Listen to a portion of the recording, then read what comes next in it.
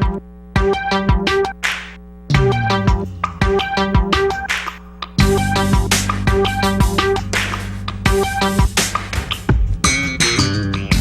time for a pity party, 'cause I got things to do. Not about to let the negative nonsense work me through and through. I'm fearfully, wonderfully made, got the stuff to stand the test. Just gotta keep pushing, have faith, and do my best.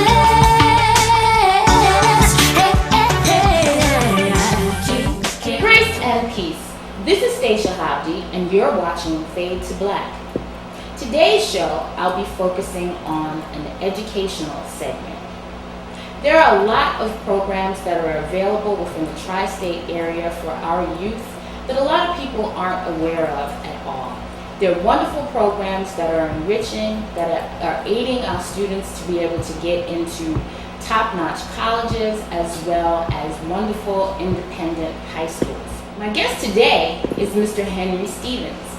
Henry Stevens is an entrepreneur within the New York City area, in particular in Queens, New York. And he's come on today to help us to get a better understanding about the Oliver program. His son is a part of the program now for about 2 years or so now. Yes. And we're really excited to have him on the show today to tell us a little bit more about the show, to tell us a little bit more about his actual programs that he works on individually. And we'll do a little bit of chit-chatting because Henry and I are great friends, and it's always a pleasure to bring some of my colleagues and good friends onto the show that are doing wonderful and exciting things within the community. So we want to welcome Henry to the show today. Welcome.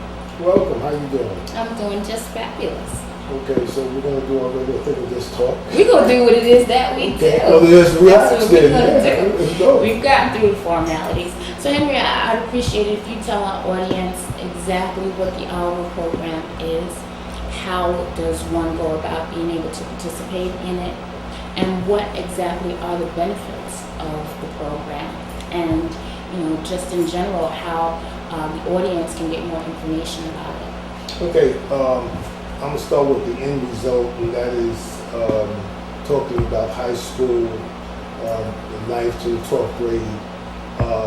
You have private schools and you have independent private schools, and they have a consortium of independent private schools in New York, and actually nationally, but we're going to focus just on New York. And the optimal word here is in terms of the private, independent, because they don't take any government money. Okay, and that's the reason why they use the term independent. Basically, they have a number of schools, and I would say all the schools, the students go on to the Ivy League segment of the colleges or the Ivy League type colleges. The tuition to these schools usually run the least will probably run around $26,000, and it goes up to about $50,000. And you figure that's quite a bit, especially if you're talking about high school. You're talking about college. Okay, so for a long time, it was basically a certain class of people, in terms of the well-to-do, that have their children going to these schools. And they opened up they started diversity type programs.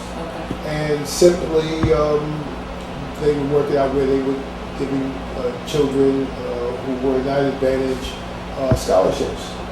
So the Oliver program, along with there are a few other programs, but we're going to focus on the Oliver program, is specifically for African and Latino descent.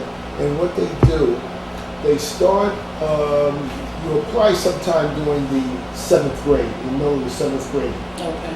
And basically they say your child has to have, I don't know if they changed it, but when my son was going for it, the girls had to have a 90 and above average, and the boys 85 and above. And of course, people always ask why the difference. And statistically, they say that the boys are a little behind. I won't necessarily say behind, but there is a difference statistically in the earlier grades in the middle school, and then the time they get into high school, they sort of catch up. Okay, so in terms of where they really are with their aptitude at that particular time. I don't know how accurate that is, but that's what it's said. Yeah, they try to say girls a little smarter. Yeah. Well, my wife tells me that every day, so you know, it's true. How Beyonce say, "Run the world, girls." So, run the world. You apply, and then you have a number of interviews, and what happens if they accept you into the program during the summer between the 7th and 8th grade, you go to attend a private school for 5 weeks. And actually it's 4 weeks at a day school in New York, and then they send you that 5th week to a boarding school. Wow. And the purpose is for your child to get the boarding school experience, because they basically have 2 segments. They have the day schools, which are basically we're talking about in the New York area, and most of them are in Manhattan. There are a few in Brooklyn. And then you have your choice of going to a boarding school. And some parents and children, after they experience the boarding school, want to go to boarding school, and some that they just don't want to, endeavor on that. So during those 4 or 5 weeks, they basically work with your child with math, writing, and basically those are the 2 main ones, to make sure everybody's up to speed. And also they do the enrichment on what they need to pass the test to get into these schools. And so they have several segments. There are milestones through the process. One, you're accepted to the program. Then there's a reevaluation at the end of those 5 weeks, where even though you're in the program, it's not a guarantee you go all the way through what they call the application phase, which is then that following September when your child goes into the 8th grade. So some students don't make it to that point for whatever reason. Okay. During the application phase, they match you up with 5 independent schools, and those are the schools that your child's going to go and apply to.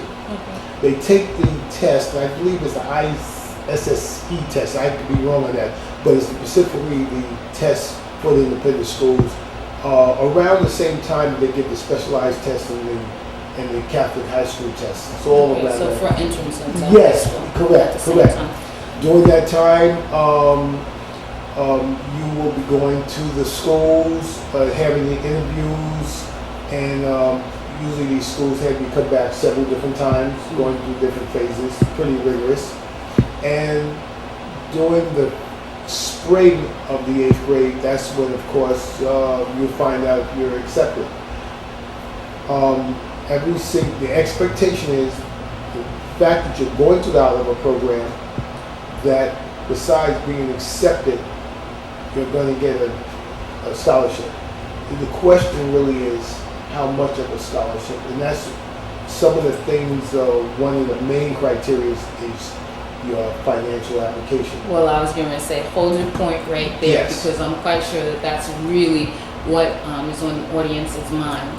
How much does it actually cost to participate in the program itself? Is there a fee associated with it? Yes. Can you tell us a little bit about that? It's a whopping $50. Woo!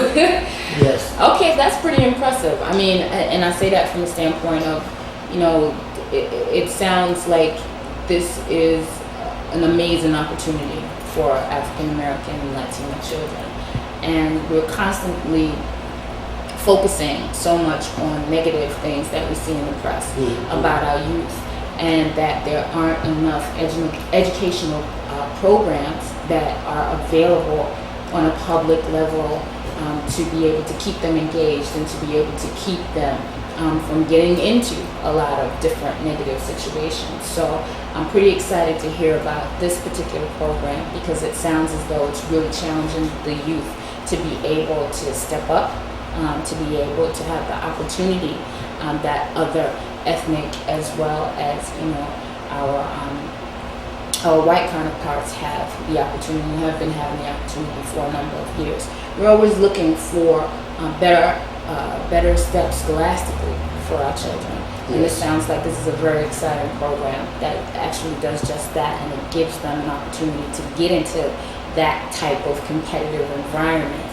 at a very early age, which is undoubtedly what we need right now for the advancement of our kids and for them to be able to be viable contributions to our society. And we're looking for some leaders now. So I'm really excited about what you're telling me, because your son, Christopher, is a part of this program, Yes, correct? and he was accepted. He was accepted to one of the schools in the consortium. Wonderful. So Yes. tell me, how does he like it? He loves it. He loves it. One of, and I say probably the most, or say the advantage of being in one of these independent schools is because of the alumni, and because the collection of advantaged people, business people, so forth. This is an example. If a student wants to become a doctor or a surgeon, then within the alumni, and of course it depends on the school, they will have someone in NYU Medical that's a top surgeon and so forth, and they will actually have the students or the student come and participate, not participate in the operation, but you know how they have where you can stand up and look down and so forth, and get that type of exposure. So they get like the lecturing Yes, type of yes, environment yes, already yes. exposed to that. Yes. Okay. Yes, So that, and also, it's, if nothing else, it's the type of conversations that go on. My son is on his school's basketball team, and one of the things I noticed that I like the way they have the older students interact with the younger students. Mm-hmm. Now, we're talking about a program, in terms of our program, that deals with the students from middle school going into the high school, but I would say practically all the independent schools are college prep schools, meaning from mommy and me all the way to 12th grade. Okay, and they're going, Harvard, Yale, Princeton, the whole 9 yards. The fact is, basically, I would say guaranteed that if your child is accepted to one of these schools, they're going to Ivy League school. no, that's Because great. basically it's 100% of the students. Because most of the schools now have a very large population. And just to mention something that I'm sure the audience have probably heard of, in the consortium, I just mentioned a few, is Dalton, Columbia Prep, Berkeley Carroll, which is in Brooklyn, Friends Academy, and it's probably several, well, I won't say several hundred, but it's a number of them. So. Yeah, I think that's a really, really great program that you're introducing our audience to. And like I said, a lot of people don't have the opportunity to know about these programs, and these are the type of ones that we would hope for our children, and that they would be accessible. I think I have one other question with regards to the actual overall programming, just from Christopher's standpoint in general. As being an African American child, how was it for him to actually be able to go to the independent school that he went to? Meaning, was there any problems in terms of him being able to, fit there? Did he feel uncomfortable? A lot of people have those kinds of concerns. Yes. And I think that it's important to get a personal opinion from someone who's actually experienced it firsthand, how that really works out. Okay, excellent question, because that question has come up during the parent meetings and so forth. And I'll say this, because what we're talking about is racism, and when it gets down to it, that's what we're talking about. Basically. Okay, save a lot of time.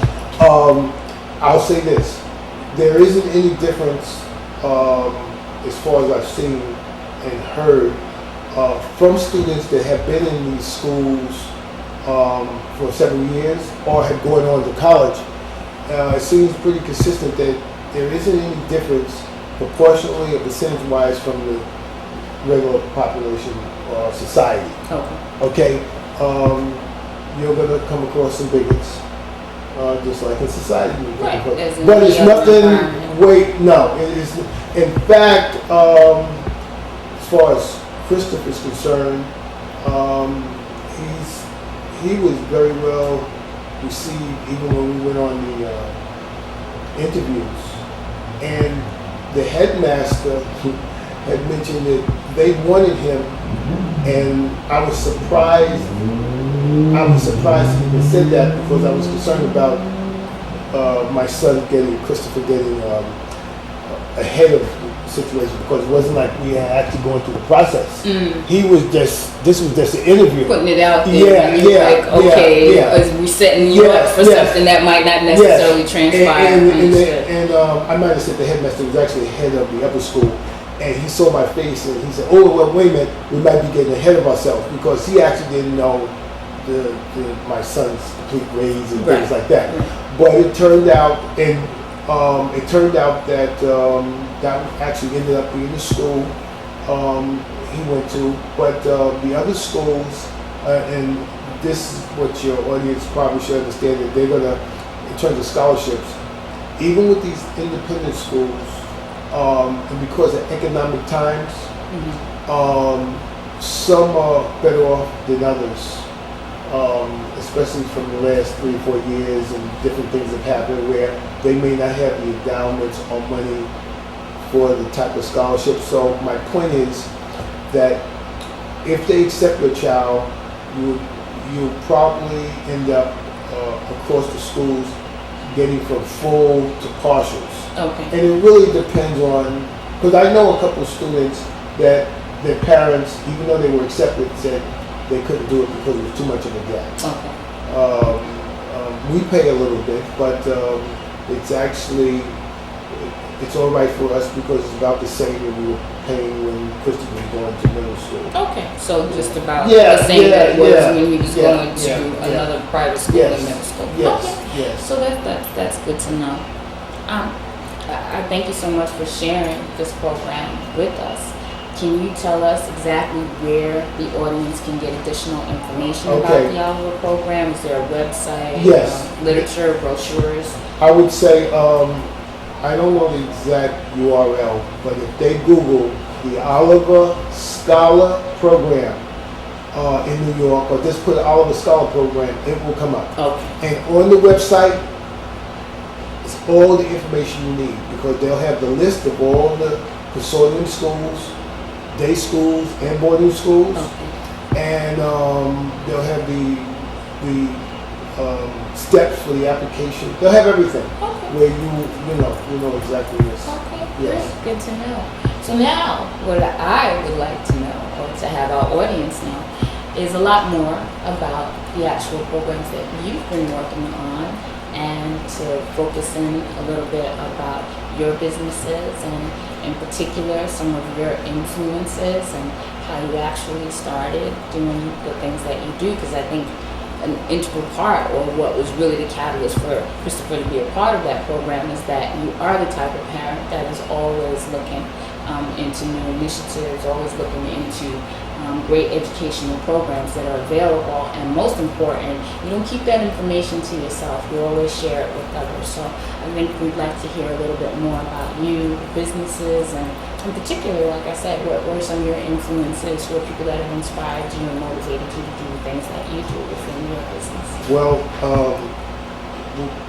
okay, I'm 63. I don't know what I'm talking about.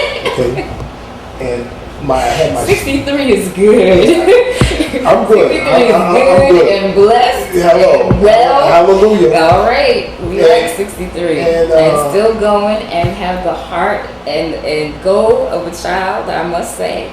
And the point the reason why I mentioned my age is because when I was coming up, I didn't have any brothers and sisters. Okay, for one. And I got married when I was about 37, and we didn't have Christopher for 10 years, and we never spoke about having a child. And I just assumed we wasn't going to have one. that would be a reasonable assumption. So around 10 years, we can kind of, So around 44 or whatever, when I was around 40, about 5 o'clock in the morning. My wife would say it didn't happen this way, but she said, "Oh, don't you have a baby?" So I said, "For what?" So make a long story short, we went back and forth, and what happened is Christopher popped out. So I can tell you right now, that was the greatest thing that ever happened. I'll say that, but from not having brothers and sisters and not having a big family, Right. I sort of fought a little bit, but now I'm the happiest man in the world. But in terms of influences when I was young, there were two main influences. Around when I was 12, when we lived in St. Albans, Count Basie lived there in Asbury Park. Actually, it was not too far from where you live. And so when Across the way. yeah. Actually, right across the Right street. across the street. You know where all That's those right. houses, new Right houses across are? the street. That whole block was Count Basie's, and it was split up to where there was a pool and a pool house, so forth. Right. But the point is, they were having an affair like they used to do. Mrs. Basie, Catherine Basie, she was involved with a lot of different groups. Okay, they did a lot of different. I'm not even sure what. I remember the Rinky Dinks and some other groups that I've never heard of before. Okay. But it was all the influential black women in the area that, doctors, wives, and stuff like that. So every time they had an affair, they had bands out there. People from all over would come because you could hear it for miles. Okay, and I rolled over. I was probably around 12, and I don't know why to this day, but I'm going to say it was now retrospect since I've met the Lord that it was probably God, because I know it had around 300 or 400 people around that fence, and Miss Catherine Basie, Mrs. Basie came out, and she walked past probably 100 people and invited me in. And the thing is, it was a type of fence where you really couldn't see the people. She'd never seen me before, but she came out and invited me in. Well, from that, I became what people call this, like the Basie kids. It was like 7 of us. Miss Basie was a dancer, and basically, like I said, it was about 7 of us. I think it was 4 girls and it was 3 boys, and we were not related, of course. Right. And for whatever reason, and I don't know to this day why she picked each one. And what she did is she just exposed us to a lot of things, and not necessarily together as a group. Like she would take me somewhere, like for instance, what stands out, like one time she took me to a dinner at the Westchester Country Club, and it was one of the Rockefeller family members, and it had something to do with fundraising, and we were sitting at dinner, and I was sitting here, and Catherine Basie was sitting here, and one of the Rockefeller was sitting here, and they were talking about their group, and the whole point was it was just the exposure, okay, and she took me like she was on the board of Foundation for U.S. Steel and so forth, and I just went to these different places. She was one big influence because she would just share and talk about a lot of things. I didn't understand it then until I was older, going into my 20s, that what she was doing. And she was just exposing us to things that we were not exposed to around here. The other thing was, I was into electric trains. And I went down to this hobby shop called Polk's Hobby in Manhattan. And this is around the same time, but it was 2 different things. But the point is, it was early 60s. Excuse me. It was early 60s, and it was this hobby just coming to the United States from England. And it was called slot car racing. It was simply little model cars that ran on electric track. Well, I fell in love with it, and I got into it, so I was doing it 24/7. And besides, when I wasn't in school, I was going to the hobby shop on 5th Avenue. Well, from that, Polk's Hobby started sponsoring myself and this Jewish kid, Howard. And we started traveling all over the United States, racing these electric cars. Because it was this company called, I believe it was American Track, and they start putting millions of dollars because even though the hobby, of course, faded out some time ago, there's a few tracks left around, but it was sort of that fad. And they started putting all this money into these tracks and started opening franchises and things like that. And I remember this particular day, they had a junket from Manhattan with the press and different people, and it was a play on Broadway with, what's it, Lola Falana or something? Lola Falana. Yes. Now, at that age, because now I'm talking probably about 14, I didn't know anything about this play or anything, but what happened was all these press people came, and it was investors, and it was out in Hempstead, because they just opened up, I believe, the first track in New York, or at least in the New York area. Mm-hmm. So they had all these people, they brought them on buses, and they had the showgirls, and I think the play was named Pearly. Does that sound? Yes. Okay. They brought these girls, and what was funny was, again, they had them in their garb, or what they wear in the play. Okay. And so when they were in there were times everybody was there, they were taking pictures.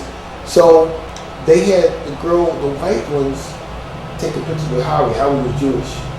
And then I was taking pictures with Lola Falana. And I didn't know who she was.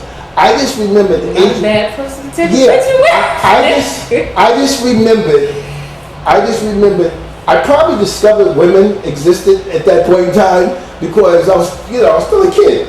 But when they was taking pictures, Lola was in this, and I was just like Google-eyed. Okay, but the point is, I was in that hobby for until I was 18.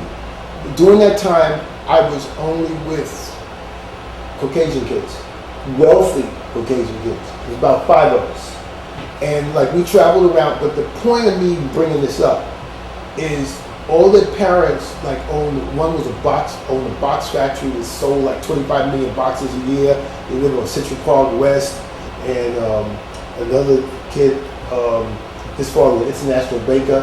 So I was hearing all these different conversations. So with that coupled with what Mrs. Basie exposed me to, I just learned a lot. And again, I didn't realize it until I hit my early 20s.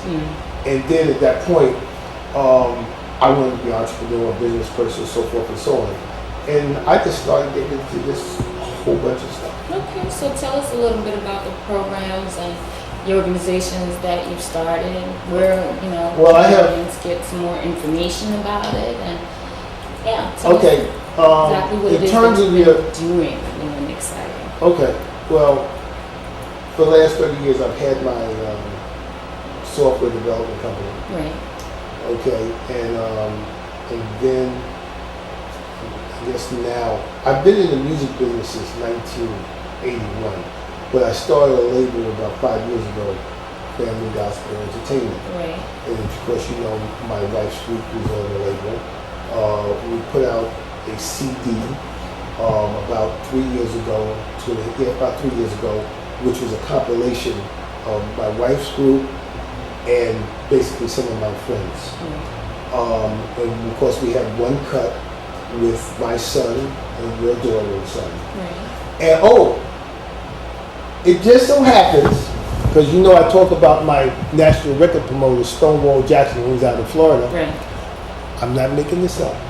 Just 2 days ago, he said to me, Henry, why don't you throw the kids' song up on Django? Because everybody keeps asking me about it. I'm talking about now. I'm not talking about before. And I said to him, it was in the context of radio interviews, because he was talking to me about it. And he had mentioned about, somebody asked about interviewing the kids. And he's brought this up several other times. And I said, Stonewall, one of the kids is getting ready to go to the University of Pennsylvania. I said, anymore. I said, Stonewall, listen, don't set up anything. They don't even sound like that. Everybody's more mature and so forth and so on. So I just wanted to mention that because I thought that was funny. But the bottom line is, a lot is going on. Voices of Glory went to Nashville early this year and performed for national radio. Right. There's basically 2 gospel networks that you really have to get rotation on to blow up in the industry. Okay, gospel. Right. So they performed for them. The executives were there, and so what they indicated was we should take our singles off, or the 6 songs off the gospel project, and come out with about 5 more songs on CD, and that would be Voice of Glory debut. So that's basically what we're doing. Okay. So we're just finishing that up, and so that's the music side. And then later this year, I'm starting my Math Foundation. From being very involved in my son's school, PTA, and I ran the math club and the chess club. I started a robotics club, but that got a little bit crazy. But the point is, I actually learned that I have a talent for teaching young kids algebra. So this country is in bad shape, and I think everybody's finally catching on in terms of math. So I'm starting a foundation, and it's more enrichment than tutoring. Okay. Well, So, can you hold your point yeah. for a second? When you say that this country is in bad shape as far as math is concerned, can you elaborate a little bit more on that? I mean, I know for myself personally, coming through school, it wasn't the subject that was of interest. Not necessarily something that, you felt that you couldn't do, but no one really could seem to be able to teach us how to really like the actual subject. Right. So I think that more so than, the emphasis being that this country is in, terrible shape as far as that's concerned, I think what really needs to happen is for people such as yourself to take an interest, realize that it is something that is of importance in terms of this country being able to continue to be competitive with other countries, and to be able to produce instructors and teachers that are being creative about the way that they're bringing math to the table for our kids. And it sounds like you have, through your foundations, like I think you had chess club, and you had some other programs where you were actually making math interesting for the kids. Okay. And not that it was a challenge, and not that it was something that they already felt before they even attempted to do well in the class, that they were automatically going to do bad in it because it was something that Yes. they just couldn't adapt the original concepts of it right Yes. away. Yes. And I think we had touched base on Right. that briefly before about our particular kids and Yes. this math program that they were introduced to. What was it called? Everyday Math. Yes. Okay. Difficult concepts. Yes. Okay. Let me run it down to you. And again, this is my opinion, even though I've done quite a bit of research. When I was coming up, and you're a young sprout, so I don't know when it switched over, but the math was straightforward. A lot of people at least got the basics of it, Right. and did decent well. Right. Okay, you didn't have to become a mathematician. Sometime around the early 80s, I bring this up. Think about it. If you have a set of textbooks and everyone's doing well, if you don't have to buy additional textbooks, the only ones that are concerned are the book publishers. So, sometime around the early 80s, they approached the University of Chicago and said, come up with some new math. So, University of Chicago did their thing and came up with everyday math. One of the principles of everyday math is give the children certain aspects of math. We won't force them to actually get it down pat, Right. and let them discover. Oh, Okay? The first state that they sold to was California, and in 3 to 4 years, the state scores plummeted and California got rid of it. But during that time, they had sold to a number of other states. right. People start taking on, and then all of a sudden the problems, they start recognizing the problems. Now, Coupled with that time, when I said the early 80s, around 83, 84, 85, PCs came out. I'm going to give you a real short version. When the PCs came out, the whole technology world started to blow up because you started getting Microsoft or all these other companies. They started making so much money, they needed people who were strong in math to create software. Right. That's really where the value is. So they started hiring all these people, including math teachers. So we started drying up the math teachers, the good ones. Okay. So then what happened was, going in the late 80s and early 90s, they start, in terms of the everyday math, that was a bad, my opinion, program anyway. And then they had teachers who were not into math, teaching math. Right. So they had, those, since they were not into math, they had to stick right in the middle. Okay? So if a child was having a problem, they didn't have another way of teaching that child or going a different direction. Excuse me for a second, because I left my cell phone on. It's buzzing. We're going to turn it off. Sorry about that. I know they probably couldn't hear it. Yeah, this is a very professional show. Yeah. Hello. Okay. So what happened was, the whole United States, the scores started plummeting. Right.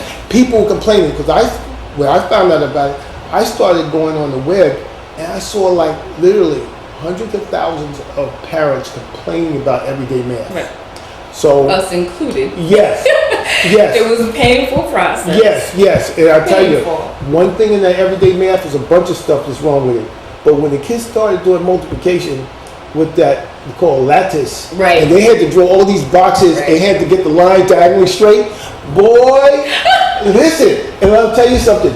When in our school, when Christopher and them went from the 5th to the 6th grade, they had already started to make the transition. Right. And I told Christopher, I said, listen, because the teacher, I want to mention her name, she's a good teacher, by the way, I just want to mention her name, drag her into it. She was teaching the old way. And what happened was I told Christopher, listen, she's going to give you guys the evaluation test. Forget everything you learned before now, only what I taught you. And I said, watch, when she gives you the test, majority of the students will not be able to finish the test. And the reason is because they're going to be doing certain techniques from the everyday math that take a long time. And sure enough, it was only about 3 or 4 of them that finished the test. Correct. And it's not the children had a problem with math. It's just the fact of the things they felt. Right. Right. So here we are, Right. where the rest of the world has figured it out. Just to tell you, the top program in the whole world is something called Singapore Math. And if you looked at Singapore Math, you're going to find it's the same math that I learned back in the day. Okay. And I'm going to tell you a secret.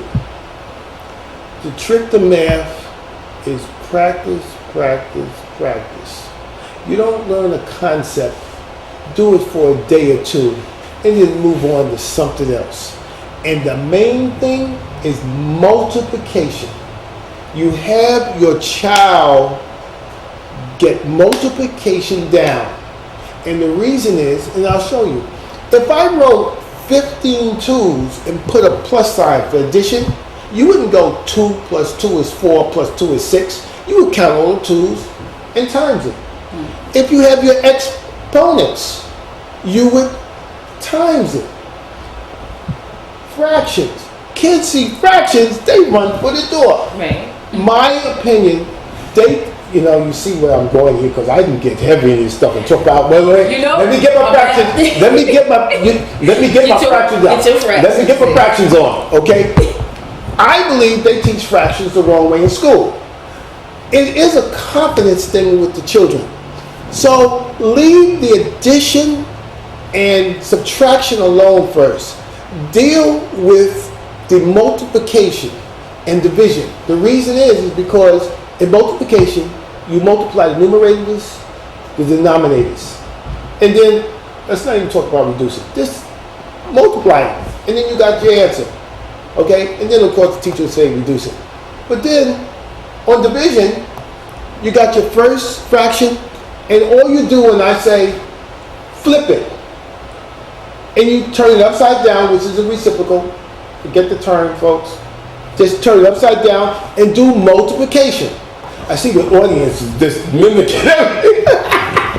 You just do the multiplication. That's it. Right. It ain't no more. Here's the point. With the child learning fractions, when they learn that and is comfortable with it, then it's easier to get into the addition and subtraction and dealing with common denominator and all that. And I found that if the child is just comfortable, you can take them from one step to the other. And my principle is, then I'll shut up. If a child can learn anything, if you're willing to break it down. Right. Okay. Is that another question? Well, I think that, you more or less covered the gambit of, the line of questioning that I wanted to go in. And I commend you personally, because obviously this is something that you're very passionate about, and it's necessary. I know, we always get the label of, the person that is very interested in math as being the geek, but we need geeks in America to be able to run, like you had emphasized, our various different I love being complicated systems, and and it's also wonderful, wonderful career paths and opportunities that would be available and readily accessible to our African American and Latino communities if they are privy to this type of knowledge, if they're actually being able to have their children to be educated properly so that they have a desire and a knowledge and an excitement about math or math-oriented principles and classes, so on and so forth. So I want to thank you. Can I mention again my foundation real quick? Yes, you may, because our time is really getting short, and we are actually going to have to wrap it up. So yes, foundation will be called the Math Integrity Foundation, and for right now, you can get in touch with me at henry@familygospel.com. That's henry@familygospel.com. Well, Mr. Stevens, I want to thank you again for coming on the program and for bringing us lots of enlightening and informative information about the Oliver program, as well as your foundation, as well as the exciting things that you're doing on an entrepreneurial level that we'll all be looking out for your future endeavors. We wish you much and continued success in all of them. We definitely are looking to hear what the new sounds are going to be off of your group CD. And I think I'd love for you to come back at some time or another to the show and let us know how your foundation is doing as far as the math programs are concerned, whether or not you're involved with any other initiatives that can, like I said, within our communities, assist our children to have a desire to do better in math. Okay, great. All right, so I thank you again, and I hope for our audience this has been a very informative educational segment for you. It's very important for us to know within our communities. I always emphasize that each one should teach one. It takes a whole village to raise a child, and that's what we're really trying to aid and assist with on these programs, to give you outlets and opportunities that you may not necessarily know about on your own. But we're here, we do some due diligence in terms of seeking these programs out, and we're very, very excited about them, and we hope that you'll be able to get a child of your interest involved in these type of programs. Once again, my name is Stacia Hobdy. You've been tuning in to Fade to Black. I wish you grace, peace, and love, and in all things, keep it moving.